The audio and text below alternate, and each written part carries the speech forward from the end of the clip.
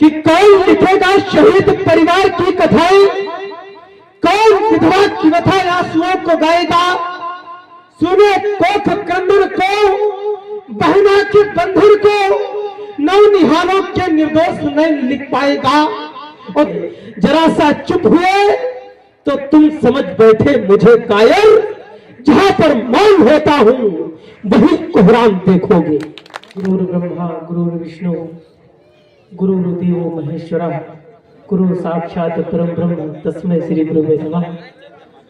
सुरवंजन शब्दों वाक्यों की निर्मात्री मां वागीश्वरी के चरणों में प्रणाम करता हूं। इस ग्राम के यशस्वी श्रोता प्रथम पंक्ति से लेकर के अंतिम पंक्ति तक बैठे हुए आप सभी का वंदन अभिनंदन करता हूं। हमारे मंच पर सभी वरीय साहित्यकार आप सभी का अभिनंदन करता हूं।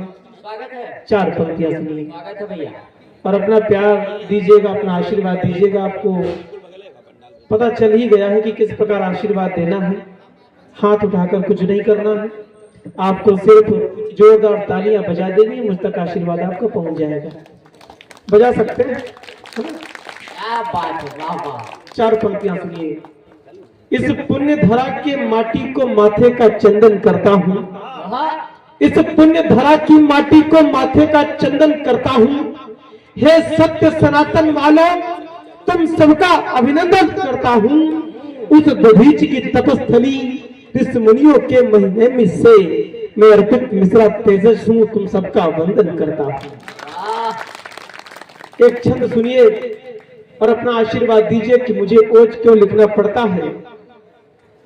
जब कोई उग्रवादी व्यक्ति देश में खड़ा होकर कहता है कि सनातन को खत्म कर दूंगा, जब वीर जवानों की चेतनाओं का बखान बंद कर दिया जाता है, जब वीर जवानों की कुर्बानियां भूल जाई जाती है, तो हम जैसे किसी कवि को राष्ट्रीय चेतना में अपनी कविताओं का बलिदान करना पड़ता है, तब कविताएं रचनी पड़ती हैं। और आपके सम्मुख कविता पढ़ने का प्रयास करता हूं। मुझे पूर्ण उम्मीद ही नहीं, अभी तो भरोसा है कि आप लोग अपना आशीर्वाद देंगे। एक छंद सुनिए। कि कौन लिखेगा शहीद परिवार की कथाएं, कौन विधवा की व्यथा आंसुओं को गाएगा, सुने कोख क्रंदन को, बहना के बंधुर को, नवनिहालों के निर्दोष नहीं लिख पाएगा। और दोस्तों की याद, वृद्ध पिता की फरियाद बोलो, कौन इस तमस को सूर्य बन खाएगा। और कल तुम कर्ज भूल लिखने लगे सौंदर्य, कौन फिर फर्ज देशभक्त का निभाएगा, कौन फिर फर्ज देशभक्त का निभाएगा। चार पंक्तियां और सुनिएगा। ये भारत का स्वाभिमान है, भारत का स्वाभिमान अगर मैंने चार पंक्तियों में लिखा हो तो अपना आशीर्वाद देना कि प्रगति दिनमान है मेरी, सदा अविराम देखोगे। उदय भ्रमता हुआ तो फिर यही संग्राम देखोगे। जरा सा चुप हुए तो तुम समझ बैठे मुझे कायर, जहां पर मौन होता हूं वही कोहराम देखोगे। जहां पर मौन होता हूं वही कोहराम देखोगे। वाह, प्रधान जी को शायद कुछ ज्यादा समस्या है, थोड़ी देर मोबाइल बंद कर ले, क्योंकि आपकी समस्या हमारी समस्या है और हमारी समस्या आपकी समस्या है और आपकी समस्या मेरी समस्या अगर एक समस्या बन गई तो आपकी भी समस्या हो जाएगी और हमारी भी समस्या हो जाएगी। तो समस्या को समस्या न रह करके उसका समाधान खोज लेते हैं। जोरदार तालियां बजाइए आपको कविताएं सुनो। सुनिएगा, एक और छंद पढ़ता हूं, आपका आशीर्वाद मिले। कि जाग जाग आग लिखे और कोई राग लिखे, जो भी लिखे त्याग वही ज्ञानी बन जाता है। और पाके सूक्ष्म प्रतिभा को कोई भी सामान्य व्यक्ति बात बात में ही अभिमानी बन जाता है। और कायर निरक्षरता की दृष्टि से स्वयं के स्वार्थ को सानी बन जाता है। और ये मसाले भारती की जो बस वही वक्त हिंदुस्तानी बन जाता है। क्या बात है भाई, जिंदाबाद जिंदाबाद। बहुत बहुत आभार।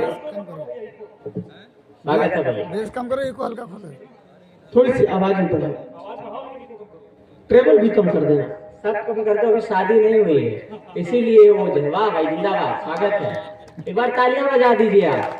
हाँ इनकी होने वाली हाँ स्वागत। होने के बाद इनके साथ क्या क्या होगा इनको भी नहीं पता है ना।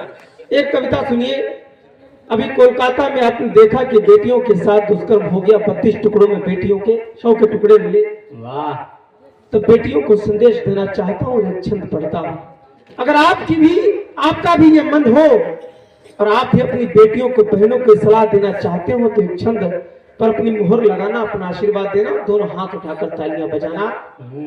कि दिनकर काहे तेज तुझमें समाया हुआ, दुनिया के सारे खुद काम कर लीजिए, हो नहीं भयभीत रंच मात कभी तुम, अपने में ज्वालामुखी आग भर लीजिए, और दामन पे उंगली उठाए यदि दुष्ट कोई, भद्र काली भवानी का रूप धर लीजिए, अब आंखों को फोड़ फाड़ पापी का वक्ष फाड़ काट शीश धर से अलग कर लीजिए।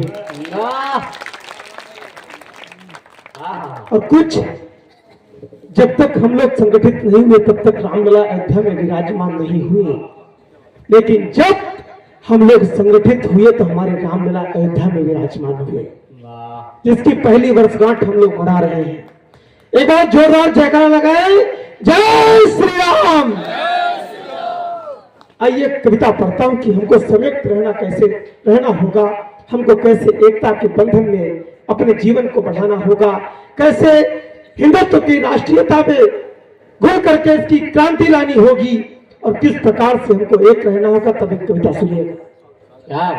भाषाई शुचिता का मानक केवल वर्ण नहीं हो सकता, धनवानों का परिचय केवल महंगा स्वर्ण नहीं हो सकता, ये गरीब की कुटिया केवल त्याग नहीं दर्शाती है, इंद्रधनुष की सर छटाएं फाक नहीं दर्शाती हैं, और घनानंद का मद केवल चाणक्य नहीं उपजाता है, चंद्रगुप्त का शौर्य सुनो हर युग में गाया जाता है, और भूखे रहना राणा की और रोटी याद दिलाती है। मनुष्यों हाँ धिक्कार तुम्हें जीना बतलाती है, अतिशोक्त नहीं उल्लास नहीं, अंतस में दिव्य प्रकाश नहीं, जब तक न सुरक्षित देश मेरा तब तक इस तन में श्वास नहीं, और तुम भिन्न रहे सम्यकता से तो फिर संघारे जाओगे, ये देशा ही रहा तो फिर सुन लो चुन चुन कर मारे जाओगे, ये देशा ही रहा तो फिर सुन लो चुन चुन कर मारे जाओगे। एक और कविता सुनिए। मुझे लगता है कि आपके अंदर अभी चेतना जागृत नहीं हुई। 4 पंक्तियां पढ़ता हूं, अगर इस पर भी जागृत नहीं हुए तो आप जागृत हो भी नहीं सकते।